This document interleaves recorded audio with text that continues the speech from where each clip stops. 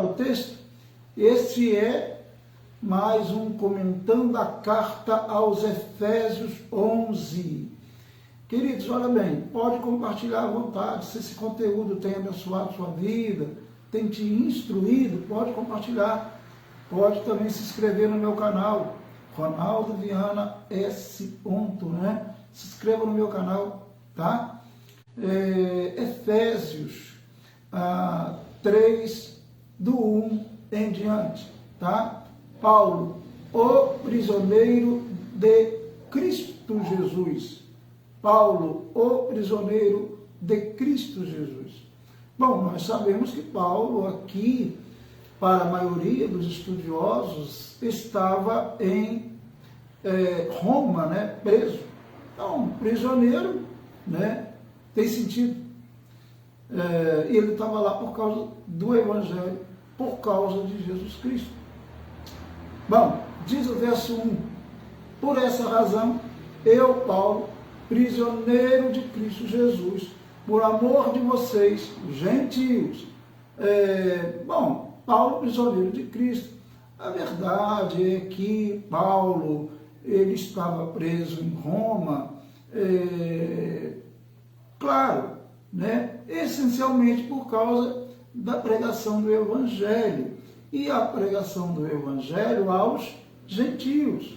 Todos nós sabemos que Paulo, ele, no início do seu ministério, ele dava muita atenção aos judeus, muita atenção. Ele não deixou de fazê-lo, mas ele viu que os judeus, como nação, não recebeu bem, ou não recebia bem a mensagem do Evangelho. E, pelo contrário, né, se voltavam contra Paulo, contra o apóstolo, né, a fim de persegui-lo, matá-lo, etc. Então, Paulo, ele se direcionou aos gentios com a pregação do Evangelho.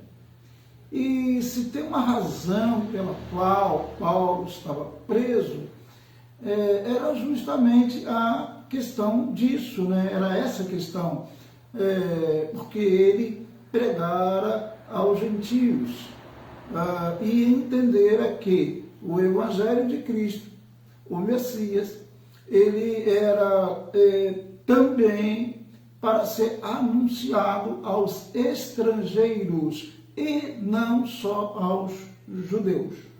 Entendido isso. Seguindo então, verso 2. Certamente vocês ouviram falar da responsabilidade imposta a mim em favor de vocês pela graça de Deus. Então ele está dizendo aos gentios, aos efésios, a maioria era gentia. Bom, certamente vocês ouviram falar, vocês os gentios, né, da responsabilidade imposta a mim, ou seja, Paulo tinha a responsabilidade dada por Deus de pregar o Evangelho aos gentios. Ele realizava a primeira viagem missionária, a segunda viagem missionária e a terceira viagem missionária, e depois a viagem que foi para Roma, preso, é claro, mas também ele evangelizou muitas pessoas, né? Por isso ele é chamado também de missionário. Ele não era só missionário, ele era profeta também. Ele era também, obviamente, pelo conhecimento dele e pela orientação de Deus, ele era um teólogo, né? Ele conseguiu interpretar o Antigo Testamento e passar para a Igreja de Cristo, ou as igrejas, falando de igrejas locais, e de forma mais ampla, a Igreja de Cristo no sentido universal, tá? Então ele fizera isso, então ele era um teólogo, né, no sentido da palavra, né, mais profundo da palavra.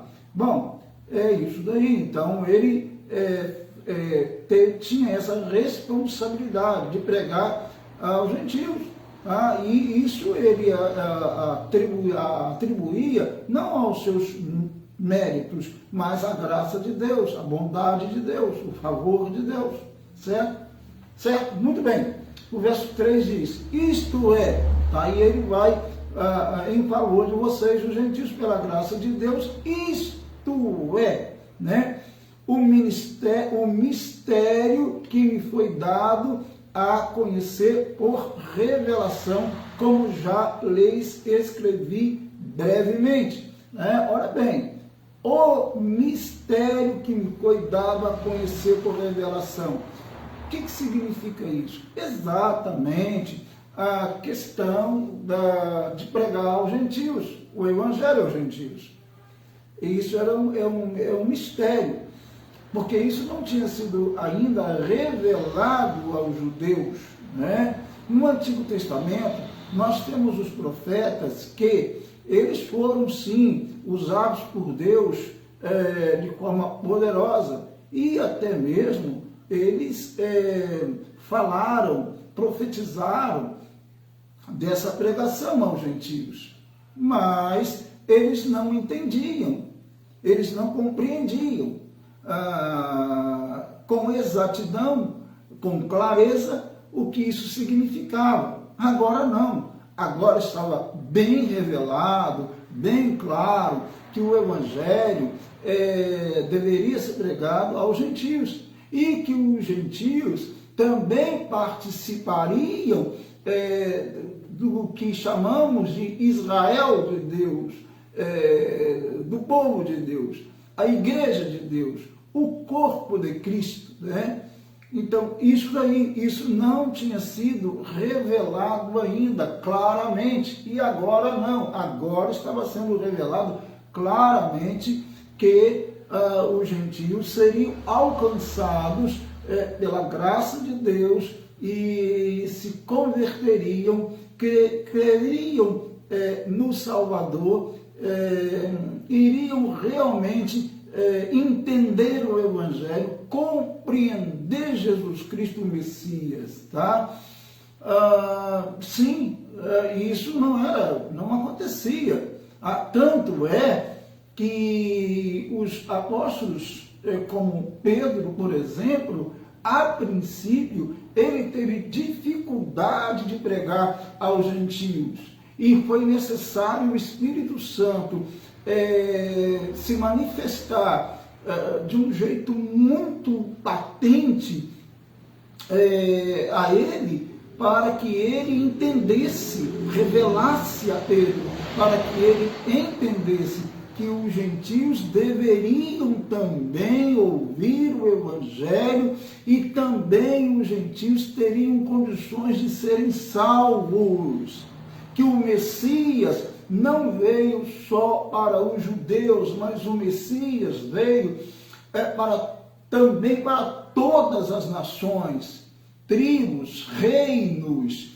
E então Pedro mesmo no início ali, é só lermos Atos ali, como já lemos e estudamos aqui, que Pedro tinha essa dificuldade, e outros apóstolos, discípulos também tinham essa dificuldade, discípulos judeus, é claro. Depois, sim, depois a mente foi, claro, sendo aberta pelo Espírito Santo de Deus, e eles foram entendendo que o Evangelho deveria ser pregado aos gentios, e que os gentios teriam também, como os judeus, acesso à salvação, tá? E iriam então compor, né, o corpo de Cristo, a igreja de Cristo, tá? Então a igreja de Cristo, ela é composta de judeus e todos que crerem em Cristo, né? Não importa qual a nacionalidade, todos os gentios que crerem em Jesus Cristo, o Filho de Deus. É isso aí. Entendamos isso, compreendamos isso. Bom, agora o verso, então o mistério é esse que foi revelado, né? E que antes, ainda que os profetas profetizassem sobre esta questão, eles não conseguiam entender claramente isso, né? Agora não. Agora a igreja estava entendendo. É isso que Paulo está falando aos Efésios. Muito bem. O 4, continuando o texto, diz: ao lerem isso, vocês poderão entender a minha compreensão do mistério de Cristo, tá? daquilo que era mistério, né? Que foi revelado, então, que o Evangelho seria também alcançado pelos gentios. Os gentios seriam também, e creriam e fariam parte da igreja de Deus, da igreja de Cristo, da família de Deus. Muito bem, o 5 diz, esse mistério não foi dado a conhecer aos homens de outras gerações, é o que eu acabei de falar. Os homens de outras gerações, como os profetas que vieram, por exemplo, Isaías, né, e outros, falaram, né, do evangelho que seria pregado aos gentios. Sim, é verdade, mas eles não entendiam, não compreendiam isso claramente, tá? Mas agora não, agora sim, agora está tudo revelado. Sim, os gentios seriam salvos, como os judeus também podiam ser, desde que cresçam em Cristo, tá? E aí ele diz, né, esse mistério não foi dado a conhecer a homens de outras gerações, mas agora foi revelado pelo Espírito aos santos apóstolos e profetas de Deus. Agora sim estava claramente revelado. Como eu disse aqui, no início da igreja, nós notamos pelos textos bíblicos, especialmente em Atos, que os discípulos, eles não se preocupavam em pregar o evangelho às nações. Os discípulos, obviamente, judeus, né? Eles se preocupavam e achando que o Messias tinha vindo apenas para os israelitas, para os judeus. Então, ficou claro depois, o Espírito Santo foi revelando, foi mostrando claramente, né, aos apóstolos, aos discípulos, que os gentios deveriam ser alcançados. E quem vai contribuir muito para isso, mas muito mesmo, é justamente o apóstolo Paulo, o autor desse texto, tá certo? Na verdade, o autor é Deus, né? Mas ele, usado por Deus, escreveu o texto, tá? É isso daí, meus amados, tá? Bom, mas vamos parar por aqui, que meu horário aqui parece que já deu, né? Certo? Nós vamos continuar, se Deus quiser, essa leitura e a explicação do texto. Este foi o Comentando a Carta aos Efésios 11. Paulo, o prisioneiro de Cristo Jesus. Tá bom? Se essa mensagem abençoou você, se esses textos analisados, comentados, têm instruído você, compartilhe com outras pessoas. E também, eu sempre coloco no meu canal, vá lá, né? E você que está no meu canal, se inscreva no meu canal, tá? Em nome de Cristo, e compartilhe, fique à vontade. Que Deus abençoe sua vida, seu coração, meu amado, tá?